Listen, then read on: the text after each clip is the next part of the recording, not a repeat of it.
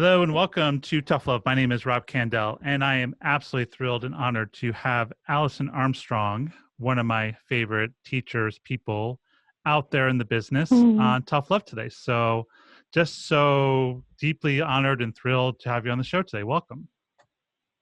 Thank you. I'm glad to be here. Oh, excellent. So you've been in this business for a long time. I saw in your bio, 1991 is when you started. So the first thing I want to ask, because I'm so curious, is 1991 when you started, 2019, almost 30 years later, what are some of the biggest changes you've seen in terms of man-woman dynamics in the world? Wow. Okay, there's a big question. Well, I can tell you what we observed, and then it probably gets wider from that. So I started studying men in 1991. When I started, I thought it would take 2 or 3 months actually to learn everything that was worth knowing about you, because of course you're shallow. And and that was my, probably one of my first surprises was, no, if I shut up long enough, I can find out how deep you actually are if I just stop interrupting. And yeah, it was a good lesson. And I've just been fascinated ever since. And in 1995, when we first started our workshops, the women who came to us, the way we characterized them was angry and vengeful. And they were so mad and hurt and angry and feeling disrespected, and like there was no way to make their dreams come true. And we actually limited our workshop to 12 women at a time because the emotion driven conversations were a lot to handle. And what we noticed over about the next 7 years after that, so now we're getting into the 2000s, is that the really angry and vengeful women were kind of aging out of our rate of interest in what we were doing. And yeah, it was very interesting. And then we could see that women were they were frustrated. And they were calculating. So very strategic, but frustrated and confused and strategic. And that's something we've always had to watch out for, because human beings are strategic. And as long as you consider someone your enemy, the definition of strategy, right, is to move yourself into the best possible position before engaging with an enemy. Right? So as long as we consider anybody an enemy, we're going to be strategic. And so we've always had to watch for that. What we provide is transformational, right? So it creates this whole new possibility that's an expression of what we call human spirit. So it's choice. It's all about conscious choice and awareness. And we could see that women would experience this transformation, and then it could get turned into strategy. Like that's what the human mind does, turn it into a rule and a strategy. So we found out then that we had to stay at it, right? Like that we couldn't just have one experience with someone and then trust that they'll always use it for good, that the culture is so adversarial, that we always have to be empowering our graduates to keep making these conscious partnership choices in the face of a culture that, well, you know how it's been for the last 2 years, right? There's, yeah, actually, I really want to talk to you about that, but keep going. Yeah, for sure. Okay. Yeah, I'd be happy to talk about it.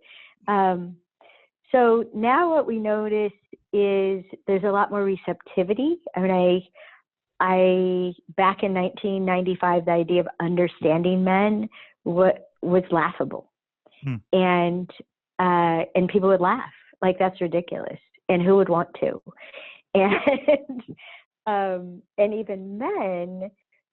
I mean, I've had, oh my gosh, Robert, when I have told men, like one man on an airplane, I told him I've been studying men since 1991, and he looked at me and he said, "Are you slow?" Well, is that because people just assume there's not much to understand about men? Is that there's not depth there? Well, part of it is that, certainly because of women, but what men say, one of the biggest, there's so many myths that women have bought into, right? Sure. That men are non-committal, Right. Baloney. Men are the opposite of committal, right? Of non-committal. You guys commit all the time, and you're happiest when you're committed. But what men say all the time, still to this day, is men are simple. Mm-hmm. And it's not true. You are not simple. And you're direct. You tend to be direct. If you're going to reveal, you'll be direct about it. Mm-hmm. But no, there's nothing simple about a man. And the way I like to say it is you're the walking resolution of paradox after paradox. And it could go either way. You could die for that guy, or you could kill that guy. It could go either way. Kill him, die for him. What? Hello? I mean, that's extraordinary. So, yeah, now women, there's more receptivity. I mean, people actually Google understanding men. And the idea that you could do that you'd want to do that, the idea that you can understand women is still considered sort of a myth. But it is possible. And, you know, I've worked very hard at that. My favorite, actually, our Understanding Women course. And so there's what's the word? There's a vulnerability that I'm seeing, a willingness to say, I'm not good at this. I'm blowing it. And this person matters to me. So somebody show me a different way. And that's exciting. And in contrast to, I think the right word is vitriol. I mean, it's just, so the openness and the, whatever you want to call the other stuff,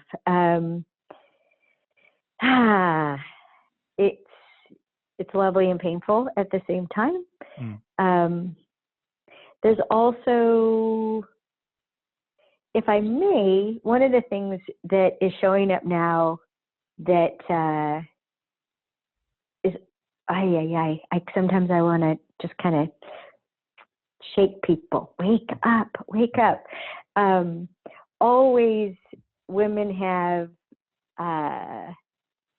objectification is a human behavior for both men and women. And women, like, I don't know, every decade or so, there's a new label for men not acting right, which means men not acting like a woman would. So emotionally unavailable. Do you remember emotionally unavailable? Yeah. Right? Yeah. And then narcissistic. Last year was all about narcissism. Unhealthy is something that women are glomming onto, and I did an audio years ago called "Unhealthy Men: The Secrets of Early Detection," which I love it when women watch that now, because they find out everything they think is unhealthy is not unhealthy. And lately, what people have been bringing to me is the patriarchy. So they keep talking about the patriarchy. And so let's talk about the patriarchy. Okay. And do you think the patriarchy is this and the patriarchy is that, right? And they ask me my opinion about dealing with the patriarchy. Hello. And then, of course, there's the glass ceiling. And there are these concepts that don't illuminate anything, don't give us access to power, and are largely ignoring that men, for the most part, care about producing results. Yes. And whoever's going to produce the result, they want on a team. Whoever's going to produce the result in a way that empowers everybody else on the team, whatever you can do to get them on the team, and whether you have an innie or an outie is not really relevant. it's, are you good for the team? Are you good for the result? That's what we care about. And glass ceiling, okay, I'm going to try not to get on a soapbox about it, but hello, if anybody was paying attention to the statistics, they would have described the last 30 years as a revolution. Right. And as a revolution by how many women have been handed power. Mm-hmm. For the reason I just gave you, to produce the results, right? If there's a glass ceiling, how do we think we have so many female CEOs and executives in upper management? If there was a real glass ceiling, we wouldn't have that. So that's I think probably my observation. There's new explanations, there's new condemnation, incrimination, and there's some hope in this, like the work that you're doing. And I was just talking to Suzanne Venker, what she's doing. I'm thrilled with how many people have gotten that working this thing out between men and women. It's probably the key to peace on the planet. Right. Indeed. So, well, thank you for the synopsis. Yeah, I was, I like that because that's one thing I'm most interested in. I'm 50 years old, 49 years old, and just my own transition of watching women in my 50 years is fascinating. From the 1970s, I grew up in New York in 1970s, Long Island, and had all the things that happened to me, and then to fast forward to 2019, and this really huge evolution that's happening, like you mentioned, the schooling system and the statistics and women in power and the gender pay grade, not equal by any shape or form, but decreasing. And there's really been a lot. And my theory is that men are confused. They don't know who to be in today's world. And then also don't feel right asking for help. So that's my thesis is we got to ask for help. We got to talk about these things. We got to bring to the forefront. So the work you're doing and other great teachers out there and other great writers, just to start the conversation so it doesn't have to be hidden. Oh boy, I have so many responses to what you said. Okay, go for it. I'd love to hear what you think. Well, just that there's this catch-22, right? Yes, how to be a man now, very confusing. And women are not helping that. Not helping that at all. And because we respond to strength, we're attracted to strength, but our reaction to that strength is to want to take it out. So how's that for confusing? And when a man is happy, when you guys are truly happy, happiness comes with an experience of power. They go together. You're empowered when you're happy, which means you're the most likely to be attacked by a woman when you're happy, because it's scary to us. We don't understand how much good you do when you're happy, how much good you do with your power, that it's rare, that the abuse is actually rare. It's just abusive people are prolific.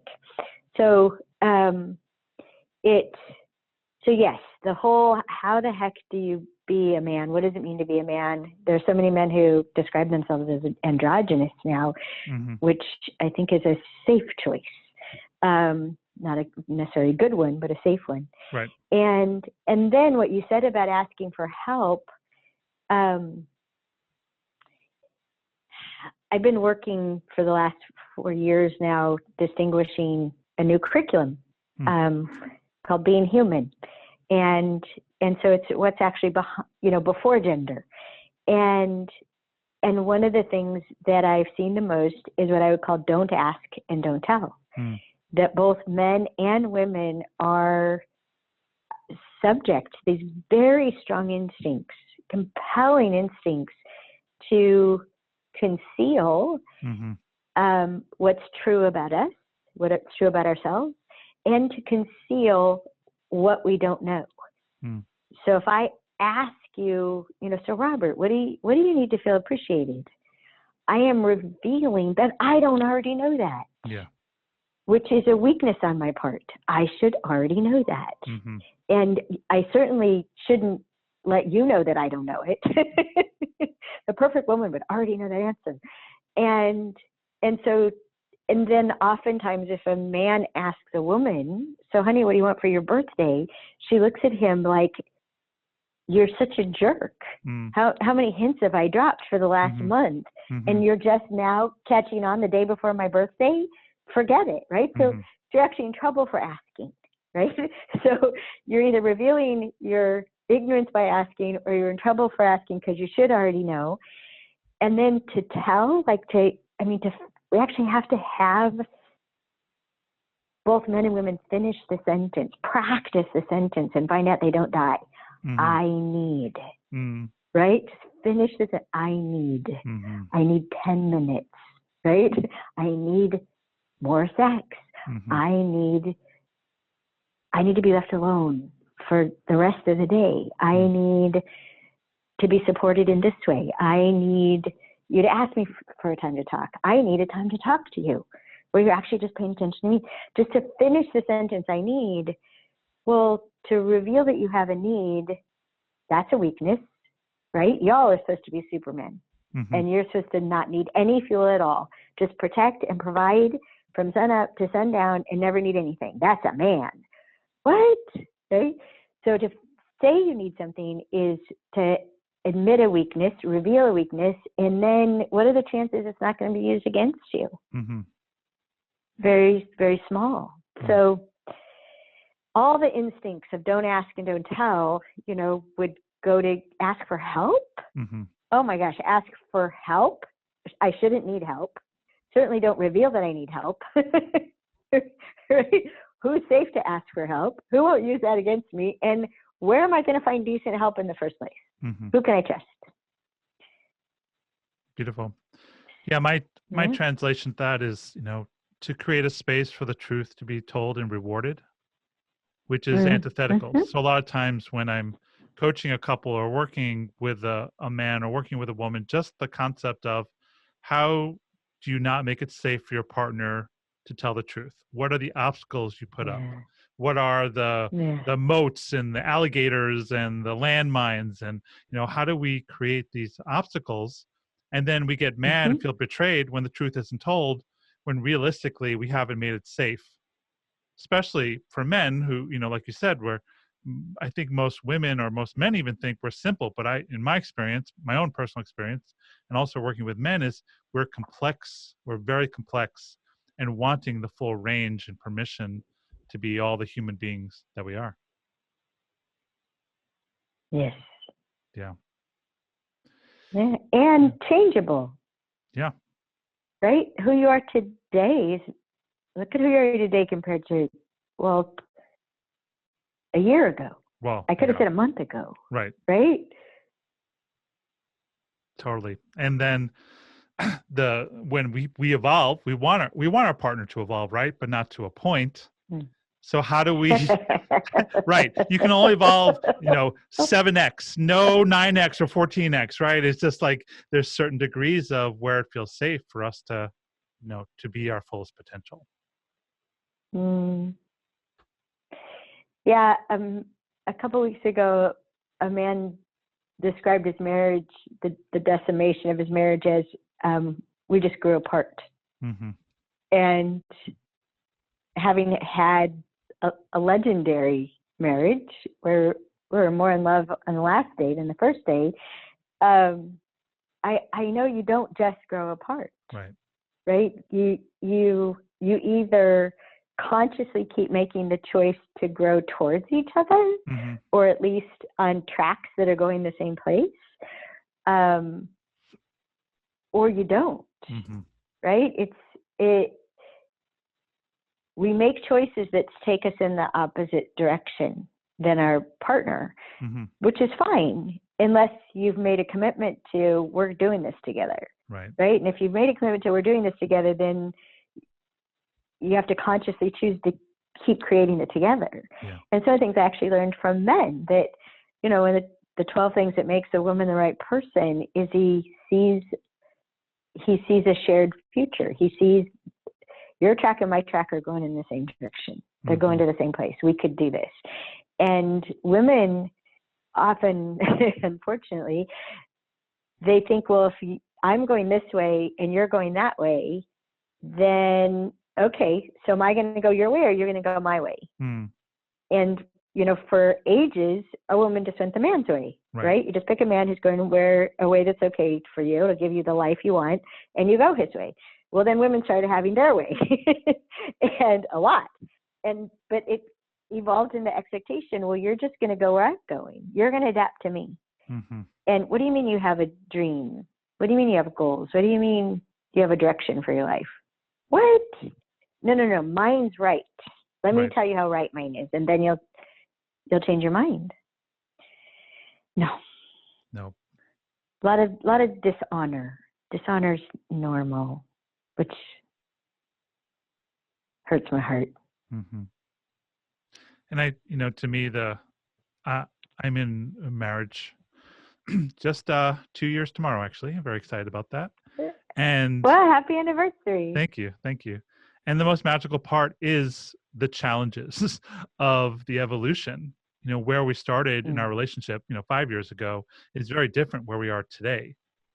And I can feel all those masculine instincts I have to be controlling and try to push the genie back in the bottle. And then the other part of me is like, no, this is the greatest adventure I could find if I can be in agreement with it, if I can be excited for it, if I can encourage it. And I really feel my own instincts trying to not be there.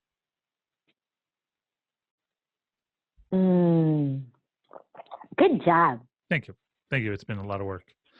Let's I mean, that's the trick. That's yeah. That's the awareness of your own instinctive compulsions, right? Those are the moments of grace. You get to choose something else. Indeed. Good for you. So let's switch topics a little bit. I know you mentioned this briefly the 2 years ago, and I assume you're talking about the Me Too evolution and explosion. So I'd love to hear your thoughts about it in general and specifically, and how you see it impacting men, and maybe some advice you can give to all genders on how to get along in this post-Me Too world. Oh boy.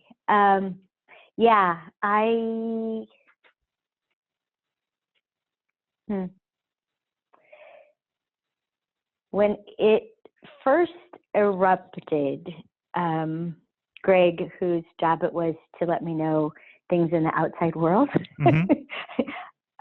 I'm a head down researching, writing, teaching, and he'd come to me and say, I have news from the outside world.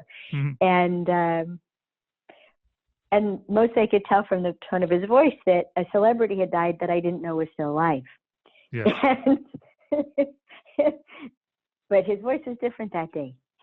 And I had a big uh-oh. And I was pulled in pretty early because I have graduates in the movie industry and who needed help. How do we sort this out? And so I spent some time like really looking at what's going on here. And I tend to take a longer view of things. And basically I ended up producing a video called Allison's 5-part response to #MeToo. But to give you the high points, it would be, number one, human beings have needs. Human beings have recurring needs. Human beings may have insatiable needs born of instinct or wounds that they have. And we all have needs. And those needs are compelling. And number two, people, both men and women, do what it takes. They do what it takes to get those compelling needs satisfied. And sometimes what they do is an abuse of power, which human beings abuse power. And sometimes they'll abuse power to get a need met. And number three, honorable people will be ashamed of having done that. It doesn't mean they won't have done it. Honorable people are compelled to do things that aren't honorable. Right. But how they know they're honorable is that they feel ashamed for having done it. And they'll do everything they can to not do it again, which they may fail or they may succeed. What a dishonorable person doesn't have any shame over having abused power to get what they need. They have no shame at all. They actually feel entitled to having used power that way. Of course, why wouldn't I? So then comes the part that's hard, and I always have to do a disclaimer for children, even though they don't excuse themselves. I've talked to children who felt shame. But an abuse of power requires complicity. Always, it requires complicity. And it may be the complicity of the person who it's the abuse is being perpetrated on. Or it may be people who look the other way, or people who set up that appointment, or escort that person to that place, or turn their head, as one person explained to me, when a talented actress was let go in order to have the latest squeeze of the producer take their place, and they look the other way. And I learned a lot about this from interacting with men in our course for them. I remember a man that his complicity was gained at gunpoint. So the complicity can be a bribe or a threat. It can be an opportunity, right? It can be your dream coming true, or it can be the well-being of your family threatened. And one man, his complicity was gained at gunpoint, but afterwards his reaction was, "I wish I'd died. I would have been better off dead." His shame was so profound. And so complicity is it's a tricky business, and we don't want to look at it. But in my view, it's the only way out of this mess, is for each of us to look at what's my part. What's my part in an abuse of power? What power do I have that I abuse? And if we look, oh my gosh, it's everywhere. Parents abuse power. Children have power over their parents that they abuse.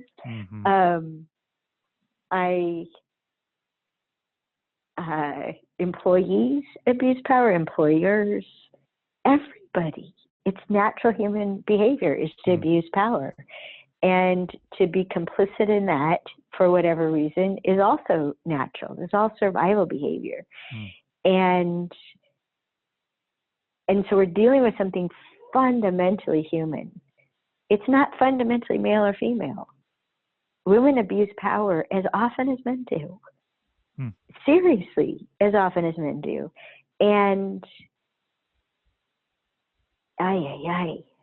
what I've seen and witnessed and heard about, right, since 1991, just I mean, there's as much domestic violence perpetrated by women as by men.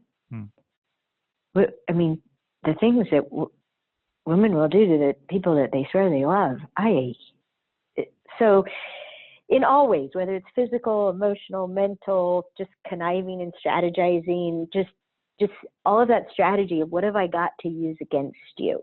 Well, that's an abuse of power. And so, I mean, if we're going to come out of something as fundamentally driven as this is, in my view, it's only going to be by each one of us going, okay, what's my part? How do I abuse power? Where do I abuse power? Where am I complicit to the abuse of power? What can I stand up for? How can I not be more of that? Where do I need to be brave? Where do I need to sacrifice? Where do I need to give up an opportunity? Right? Just let it go, because it's not right. So it's going to take a lot of Oh, I imagine it'll take hundreds more years. Yeah. But as long as it keeps being,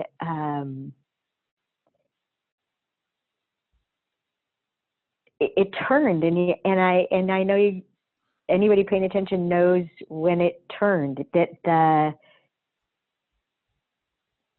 the abuse of power is being perpetrated not by true victims, but by victimhood. That it's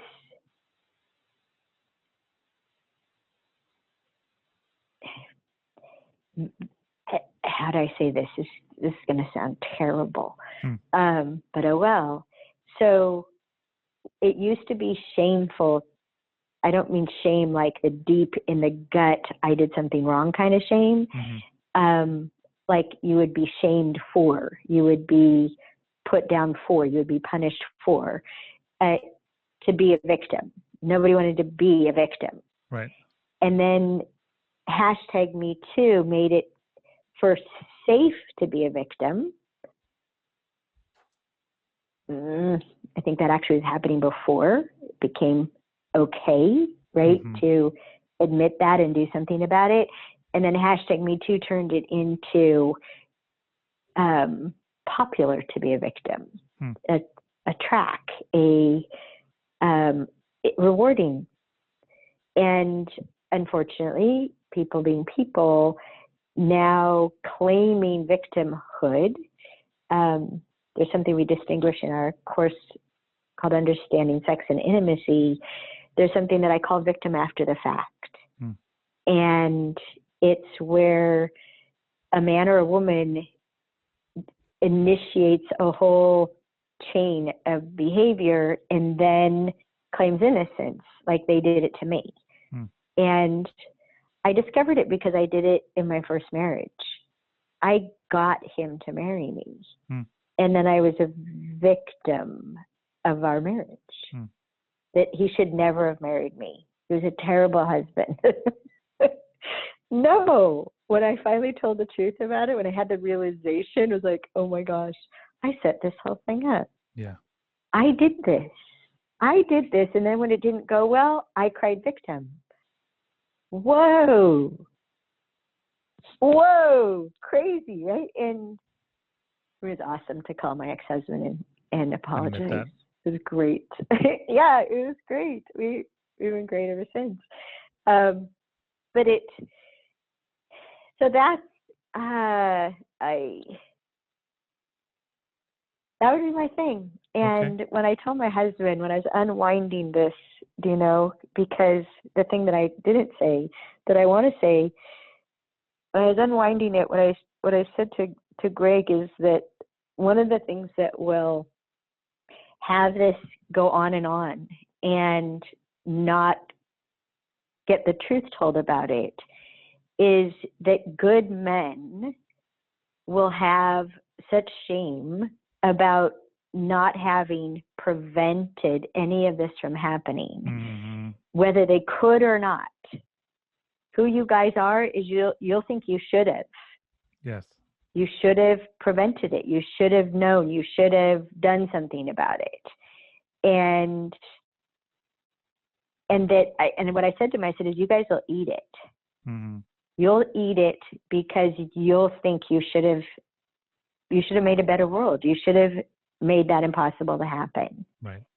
And he actually cried when I told him that.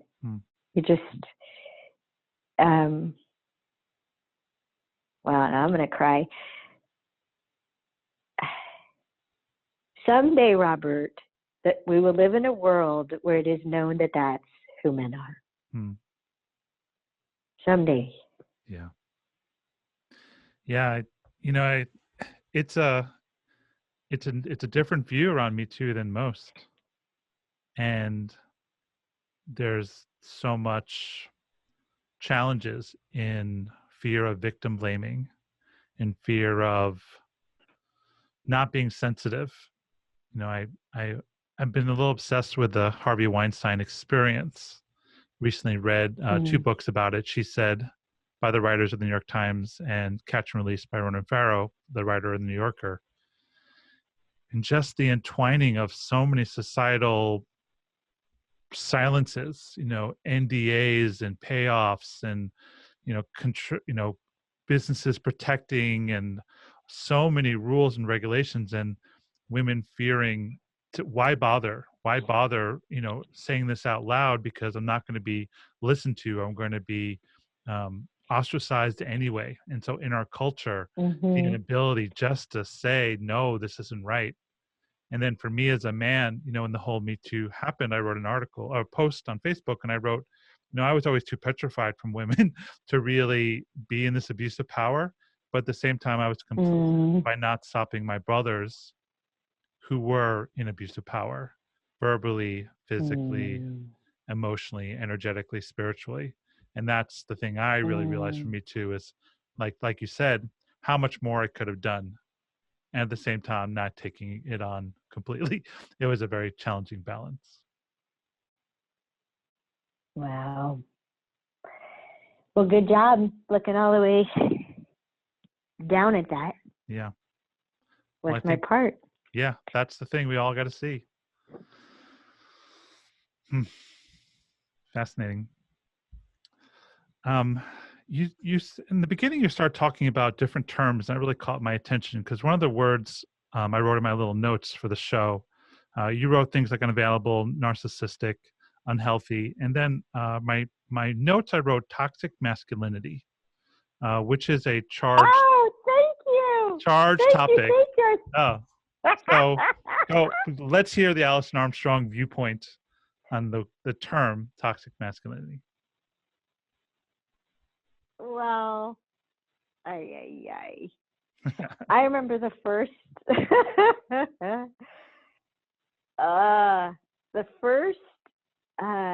real jab at masculinity that I remember was in the second Men in Black movie. Okay. With the coroner, right? The female coroner. And this don't remember that one. Keep going. Yeah.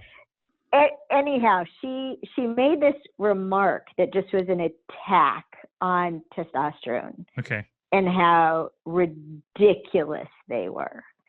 And boy, the hair went up on the back of my neck. Toxic masculinity. Okay, well, oh boy. Okay, this is what I want to say about toxic masculinity. Okay.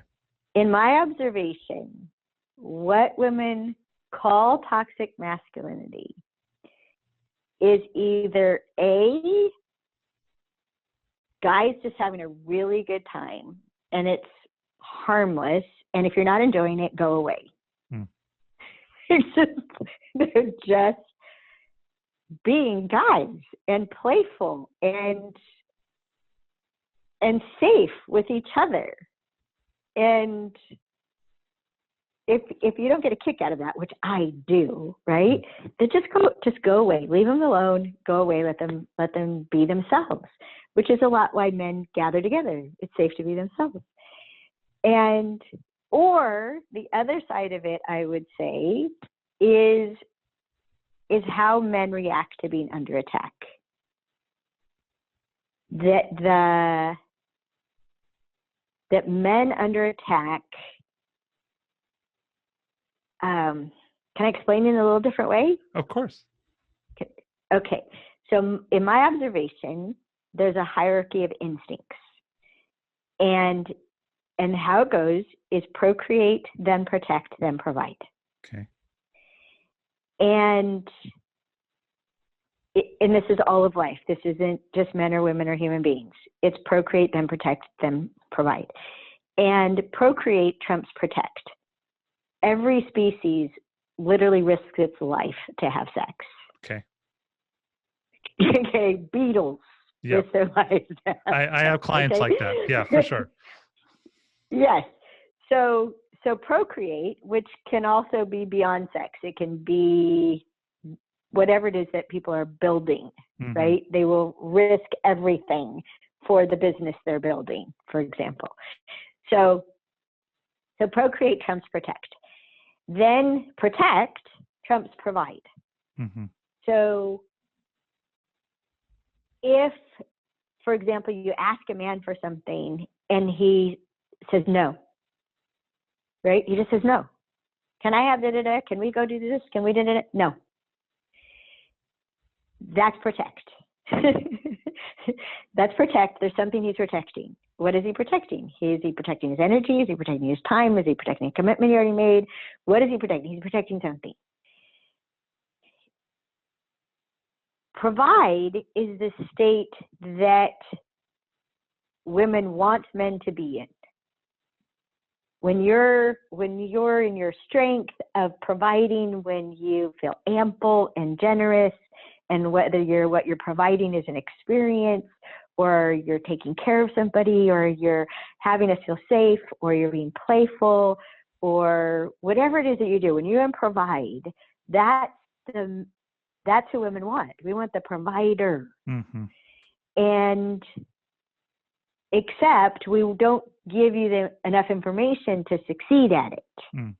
Which if you don't succeed at providing enough, you revert to protect. You've got to protect your time and money and resources because it gets wasted.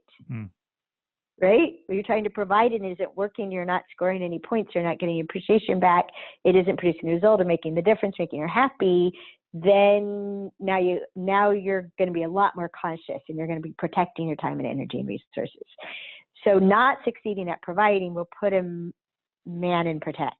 Okay. Does that make sense? Yeah, for sure. Okay. So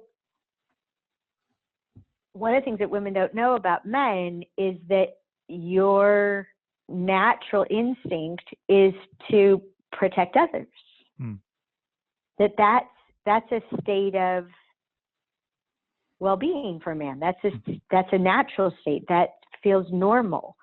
And what most men have described to me is within reach. They'll protect anybody within reach. Mm. They don't have to know them. They don't have to like them. They don't have to be fond of them at that moment. They can even despise them in some ways, but you're within reach. I'm going to protect you. And so that protect instinct it's huge. Mm-hmm. Sometimes it's misguided because and women do this too, by the way, because what we decide to protect for that person or about that person, we don't check with them, right? Don't ask, don't tell. Okay, I'm protecting your energy. I'm protecting your sleep. Do you need me to do that? Hmm. Right? Greg was always protecting my sleep no matter what. Hmm. And he would sacrifice himself to protect my sleep. And I finally had to go, hello, I'm getting enough sleep. I don't need you to do this. Stand down. Hmm. Come ask me for that. I can get up earlier. I can stay up later, right? So a lot of communication required. But what happens, so there's this natural protect others, except if you're under attack. If you're under attack, which is normal for a man to be under attack. Okay. Right? The criticism, the accusations, the assumption of your motivation, and then I'm going to beat on you until you admit that was your motivation, when it wasn't, because mm-hmm. you're not motivated the same as a woman. So when a man is under attack, being focused, right? Testosterone, commitment, you commit, you screen out everything that's irrelevant. If you're under attack, at some point, it will get threatening enough that you will revert to protecting yourself. I wish men protected themselves earlier on, mm-hmm. but you'll revert to protecting yourself, and a man protecting himself, and then you get a bunch of men together protecting themselves because they're under attack. Mm-hmm. It's not pretty. It's how to bring out the worst in a man, right? Withhold sex and then attack him. Just hit both of those instincts as hard as you can, but first don't let him succeed as a provider by never giving him enough information. So it's this, like we can actually, what's the word? You can actually see a man devolve just by attacking those instincts. And I mean, there is some hope, right? I mean, one of my favorite things to do is to teach men to hold your space. So no matter what anybody's doing, you don't experience being attacked. I can handle this. I can handle this. I can. That's not bigger than me. That's not bigger than me. Don't collapse under it, right? We collapse in our own minds. We think we can't handle it. We can. And then you'll react like someone under attack. You think you can handle it. It's just something happening, right? Oh yeah, I got this. I'm bigger than this. I'm bigger than this. I mean, for me, it's one of the things I love from horsemanship. I work with big horses. I'm a little person, and I find out I can handle it. And then when someone else, when a person goes off, I'm like, are you kidding me? I've dealt with this at 1,200 pounds, 1,500 pounds. You're what, 220? You're not scary. Yell your head off. You're not scary. But we can teach ourselves to, no matter what someone else is doing, we're impervious. But meanwhile, ordinary human beings, we literally bring out the worst in each other. And so that would be my response. If I was going to say, what's the good reason for the appearance, the occurrence, the seeming of toxic masculinity? It would be that. Because I don't find masculinity toxic. I might find it uninformed, or what it's directed at isn't consciously chosen, is reactive instead of creative. But the drive to produce results, to protect and provide and produce results, to create, that's beautiful. It's life. Yeah. We need more of it, not less of it, right? Yeah, totally. And for men to step up and be all those things in today's society, also, as to tie in what you said before, to be honorable, to know when boundaries have been crossed, or miscues have happened, or miscommunications, or uninformed actions have been taken, the ability to be molded by the people in our lives, the women in our lives, the children in our lives. That's a big piece for me as I learned to be a stepfather, is to be molded by these powerful young beings who are a lot smarter than me in a lot of ways. So yeah, for sure. Good for you. Hey, could I say something about miscues? Sure. Well, just to round out that topic of related to #MeToo, one of the things that I started talking to women about is how our own instincts are a disservice to us. Because, and I again learned this from horsemanship. My mentor said, what you let a horse do, you train them to do. And I saw that was true with my dog, and I saw it was true with humans. What you let somebody do, you train them to do. And everybody has a response to a threat in either a fight, flight, or freeze mode, right? And women, my first reaction is that I'm a fighter, but that's not common. And one of the responses that women normally have to an unwelcome advance is they freeze. And a woman would have felt that. A woman would have seen the freeze, right, and interpreted as a no, because that's what estrogen does to the brain. It makes us sensitive to things like that. To a man, her freezing is acceptance. Her freezing is approval. Her freezing is interpreted as she welcomed it.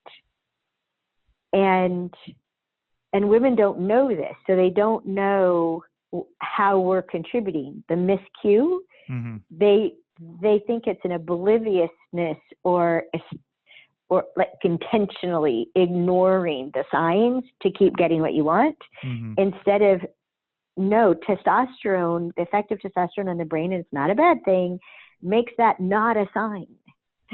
You need a bigger sign. You actually have to respond. You can't just freeze. You actually have to turn and say, don't do that ever again. Oh, well, that was clear. And if you can do it without being, adding an expletive at the end, just, I need you to never do that again. Okay? All right, back to work. Oh, okay, Action. Boundary set, no Yes. punishment meted out. Go ahead. Beautiful. No, I totally agree. I mean, and for men, the skill of standing, holding the space is just to listen. I mean, that's a big piece, and not to get the ego involved. I think when the man's ego gets involved with the feedback, that's where the chasm increases. That's where the distance increases. The ability for a woman to say, not so good, a man to say, oops, and then the thing can pass rather than fighting over the processing after the item. Yeah, I mean, I love that you said that. I mean, the way that I've approached it is, what if no one's misbehaving? Right? Because so much of the recrimination, right, incrimination, or other words, turn someone into a criminal, is the idea that they knew better and they did that on purpose and they're bad because of it. Right. Instead of, well, what if they had a good reason for what they did? Right. What if they weren't coming from some dark, evil place? And it's just not welcome. And I was telling a woman the other day, on the plane yesterday, she was allowing a man to keep doing something that didn't work for her. He kept talking about sex and his sexual conquests with other women. And she kept allowing him to do that while trying to figure out why was he doing it. And I said, you know what? It doesn't matter why he does it. If it doesn't work for you, don't allow it. And that's a lot what we'll do. We'll try to analyze why, instead of, okay, I'm sure you have a good reason. Don't do it anyway. Not with me. But boundaries, difficult area for human beings, boundaries. Indeed. Especially setting them and keeping them graciously. We usually only set them when we're so furious that the anger is bigger than the fear of the consequence of setting them. And then it doesn't happen in a beautiful way. Right. Which it could. Indeed. Well, we're at the top of the hour. I want to respect your time. And just thank you so much for coming on the show. And then people working with you or products, your favorite thing you want to promote, anything you'd like to share with the audience? Wow. Well, I'm actually doing a live event in Los Angeles. The last weekend of January. And anybody could come. I normally only lead events for graduates. Anybody can come. It's called LUX. It stands for Liberation, Understanding, and Extraordinary Relationships. And it's right there on the front page at understandmen.com. Okay, great. Thanks for asking. Oh, my pleasure. So again, that's understandmen.com, Alison Armstrong, and her live event in Los Angeles. I went to an event of yours in 2015 and had some really mind-altering and some of your work definitely, and then it's in my book. Some of the things you taught me have made it into my book, so thank you for that as well. You're welcome. Thanks for sharing the message. I appreciate it. My pleasure. And thank you for this conversation. I don't get to have these kind of conversations very often, so I appreciate it a lot. Oh, my pleasure. My pleasure. Thank you. All right.